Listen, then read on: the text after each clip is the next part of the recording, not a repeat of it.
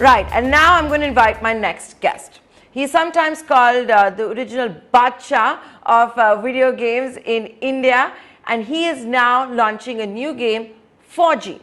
It is supposed to be the brainchild of Khatro Ka Khiladi Akshay Kumar, coming soon after the ban of PUBG. Yes, you have guessed my next guest. It is Vishal Gundal. He is, of course, the man behind 4G. Vishal, a pleasure to have you here on Startup Central. You tweeted about 4G on Friday. And over the weekend, there have been many controversies around it. I'll get to those in just a bit. But first, I want to understand from you, what is 4G about, and what is Khatro Ka Khiladi Akshay Kumar's involvement? He has also put it out on Twitter.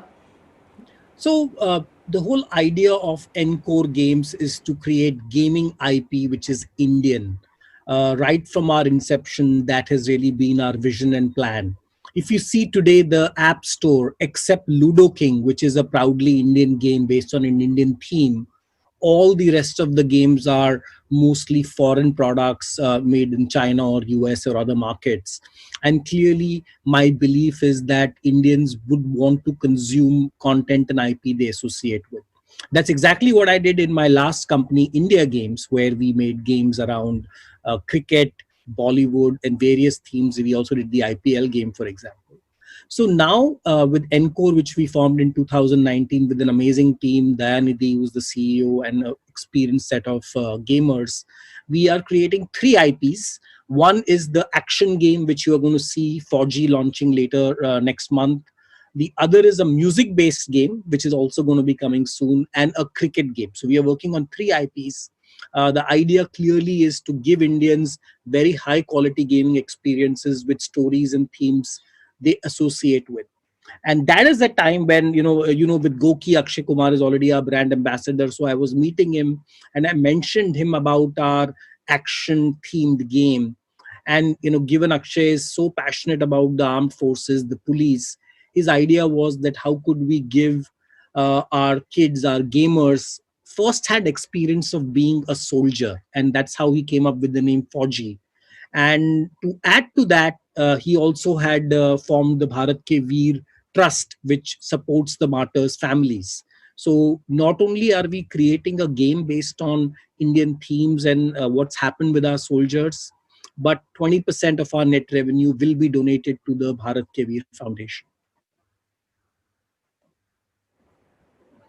So, when you're talking about Indian video games, Atmanirbhar Bharat, all of that, whose idea was it to, ride on what's going on currently, Galwan Valley, the border tensions that are taking place? But because clearly you are riding on the nationalist wave as well as cashing in on what's happening over there. So, well, I was in fact the first one to make a game on Kargil. When the Kargil war happened in 1998, I had created a game then. In fact, later on, we even created a bigger title on the whole war theme called Yodha, which we had launched in 2000. So I am not new to creating games around wars and themes. In fact, the Galwan Valley conflict, as you know, started in May, June. So we've been working on this level since then. So that was the time the whole idea was conceptualized, because these are not things you can develop in 1 or 2 days. Also, I want to clarify that our game is not a copy or inspired by PUBG in any ways. It's an original idea.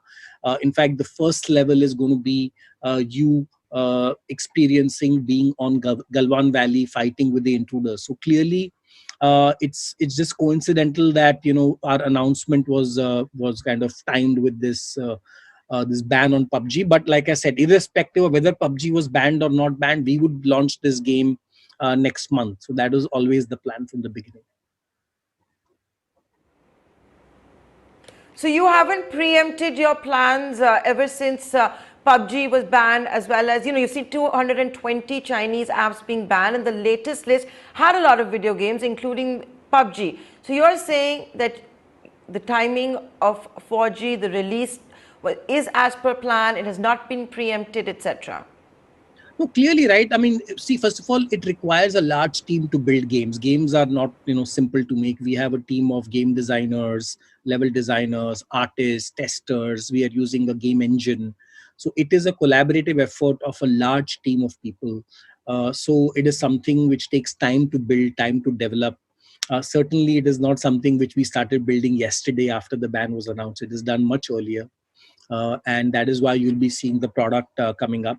Now, whether PUBG was going to be banned or not banned, I mean, that's again the government's decision. And clearly, what my belief is that people will play the game not because of PUBG, it's because it's a good game. And finally, in our case, we are giving Indians the experience which nobody else could give them, of being a true Indian soldier and fighting in, maybe Galwan Valley. Later on, we could do levels related to Kargil or Uri. I mean, there is a whole host of level and stories which may come up as we do future updates. Okay, so are you trying to tell us that you will also come out with a video game on Uri? Not a video game on Uri. What happens is that when we launch a game, we do updates and we do chapters. So the way gaming works is we call this live ops. It's not like a movie that you make a movie and you release the movie and it's over. In the gaming business, the game actually development starts when you launch the game, because our team has to constantly look at the metrics, the data, what consumers are liking, what they are not liking. We tweak the game, release new patches, release new levels, release new characters.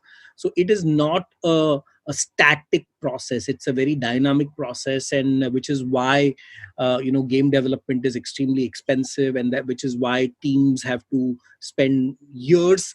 So you launch the game and then you keep refining it with every level. And PUBG, for example, was not the same what you see today. It has refined over 5-6 years. What you are seeing today is not version 1 of PUBG, but maybe after hundreds of iterations.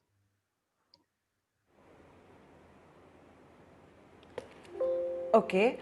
I also want to ask you a question, Vishal. You're saying you have nothing to do with the PUBG ban. Now, and the reason I'm asking this is because controversies are around it, so I think it's always best to address them, right? You're saying irrespective of PUBG, you were going to go to market next month. It's not as if an app gets banned and then, you quickly put out a video game in 2 days and all of that. The conspiracy theorists, the naysayers, are going to say that PUBG was banned because you were going to come to the market, and because someone who's seen as close to the Prime Minister, Akshay Kumar, is also involved. What do you have to say to these conspiracy theorists? I mean, clearly, right? I mean, these are conspiracy theories, and there's a reason they are called conspiracy theories. The reality is that the government and what it is doing with China, not just apps, as you know, there is a whole question mark around Chinese investments in Indian startups. So there is not just, and then there is the whole campaign of Atmanirbhar Bharat, of making in India. So it is not just about PUBG. I think Indian entrepreneurs should look at opportunities across the board. I think as India wants to reduce its reliance on China on so many sectors, I think it just happened that, since a lot of people play games, we have become an example. But I would say that through ET now, that all the Indian entrepreneurs should see every sector, every product category, and see why can't we in India make better products and make them in India. So I think it's an opportunity. We just grabbed that opportunity. And that's why we are here. And similarly, the opportunity lies in so many spaces. For example, in Goki, we already said, my other wearable company where we are doing fitness and health, we are looking at manufacturing in India. So we are looking at moving stuff here. So I think there is a tremendous opportunity. And I think I'm sure there are many smart entrepreneurs out there who will be making the most of it. So, you did tell us that how Akshay Kumar has been involved in the mentoring, and it was his idea, all of that. So, is he involved in the whole creativity of it, the various chapters that we're going to see of 4G? Will any of the players get to play against him? Has he put in money? So first of all, as you see, right, Akshay's last movie was Kesari, where he played again the whole story of soldiers and how they fought with maximum adversity, right? So he is somebody, and who, for him, this is a cause very close at his heart. So right now he got involved because we were making this game, and he helped us with the storyline and creatives, etc. In the future we'll see how we'll get him officially on board. So right now he's just a mentor and advisor. He doesn't have any other relationship with the company at this moment. I have to ask you one question. I kind of asked it earlier, and You were saying that how everything is always evolving, there's nothing static when it comes to this space, and I take all of that. But why Galvan before Uri? Why not Uri before Galvan? Just giving the chronology of what has actually happened. Because, if you remember, Uri is now last year, right? What is in fresh in everybody's mind is Galwan Valley. And what is happening, currently the environment is around Galwan Valley. And I'm not saying Uri won't come. We will, of course, do another update later. But right now, the first level we wanted to do was around Galwan Valley. Okay. And, the 20% of revenues that will go into the Bharat V Trust and all of that, these I would imagine will be a percentage of the microtransactions and all of that. And any sneak peek you want to give us into the transaction values and all of that? So it's a net revenue, right? So we have to pay, as you know, Google or Apple or payment. There are payment gateway charges. So of course we are going to remove that, and then the revenue will be at 20%. So do you want to give us a sneak peek into the transaction costs and all of that? So we are still working on that, right? There are different, you could spend all the way from 10 rupees to, 100, 200 rupees per transaction, depending on how the game level is being built. But I think just to give you a sense of this, right? People were spending close to 700-800 crores on PUBG a year from India. That was the kind of game. These are reported numbers. And while what we are saying is that here is an opportunity for people to not, even if they spend a small fraction of that with 4G, they will not only enjoy playing the game, but also contribute positively to the 4Gs of India. So I think it's a dual idea of entertainment as well as being socially responsible.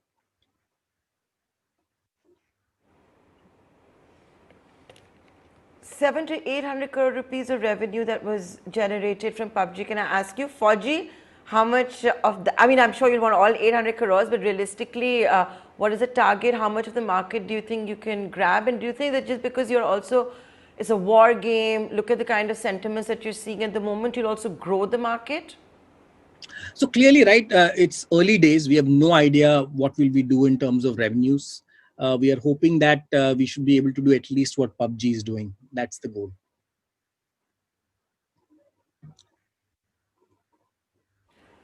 Okay, with that, Vishal, I'd like to thank you for joining us here on this edition of the Startup Central. Here's wishing you and the entire team all the very best. And closer to the launch date, when you have many more details, I hope you'll come back on Startup Central. Thank you. Thank you.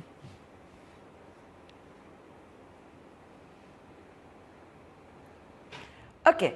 With that, ladies and gentlemen, we're going to take a short commercial break. We promised you a lot on this edition of the Startup Central. We're going to get to the Decacorn Byju's co-founder. We've also got you a special interview with Kunal Bell of Snapdeal. Remember how he came back literally from the gallows of death and is being talked about as the comeback specialist. We're going to get you that and a lot more in this edition of Startup Central. For now, we're going to take a short commercial break. And incidentally, if any of you are looking to upgrade your iPhones, guess what? The news reports coming out that as early as this week, we could see the new iPhone 12 being released.